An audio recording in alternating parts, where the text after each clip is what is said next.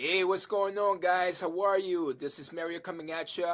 I just wanted to make this little video real quick about something I just learned from Bob Proctor. If you don't know who that is, definitely look him up, and hopefully this helps you out. So somebody that has self-image issues, have you ever had a low self-image on anything, or do you know anyone that has a low self-image on anything at all? So it could be, well, let me backtrack. I'm not sure if you're aware of this, but we all have, and these are studies that have been done, we all have something that's called a self-mechanism, within you, all right? So that actually corrects any outputs that you put out there. So for example, very similar like a plane. I'll give you two examples. Like a plane, for example, right? A plane is going to this destination.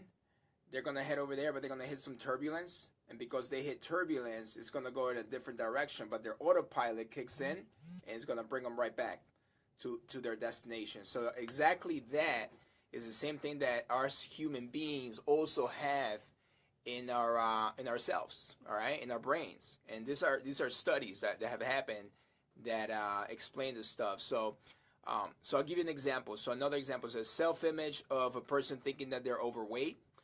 All right, so if you're thinking that you're overweight, if that's your self-image, you get to the point, at one point, that you're simply like, okay, I'm sick and tired of being overweight, that you're going to go on a diet, you don't eat chocolate, you start working out, and you start losing weight. But the problem is that your self-image is still, I am overweight, you see? And then what happens is that all that weight that you lost is actually then found.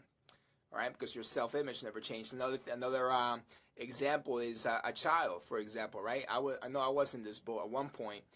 A child that is having trouble at school or is getting poor grades, they believe that they're not bright. They believe that they can't do any better, so they start getting bad grades. They get in trouble. Then the parents, that they don't know, and the child doesn't know, that's really their self-image. Their self-image actually is all about they're thinking that they're the type of person that just gets poor grades.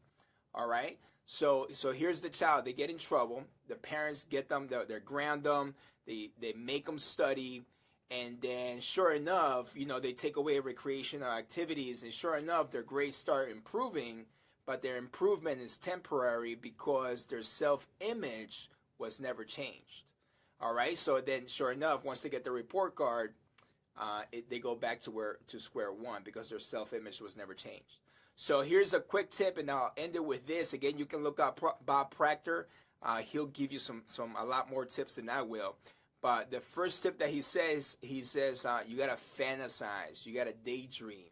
All right. So once you fantasize that you can do that thing, that you can lose the weight, and you see yourself losing the weight, trimming down, getting muscular, or however you want to look, or you see yourself, your child sees themselves getting good grades, etc. If you work on that self-image, all right, that's the first step. They got to fantasize, they got to daydream, they got to start thinking about what they're accomplishing.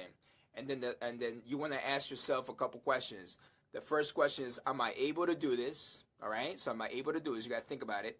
Am I willing to accept responsibility to make it happen? And then once you answer yes, right, because anybody's able to do it, all right? If they got to study a little bit harder, they study a little bit harder. If you're able to walk a mile every day or drink some water, then you got to do it.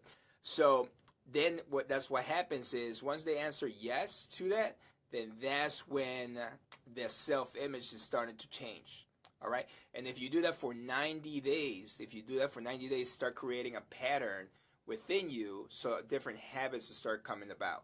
And then once that happens, if you do it for 90 days consistently, guess what? Your self-image is now changing. That's it, guys. I'll cut it off at this point. Please like, share, and comment if you like what you heard, and we'd love to know what you think. Thanks again. Looking forward to talking to you. Have a great night.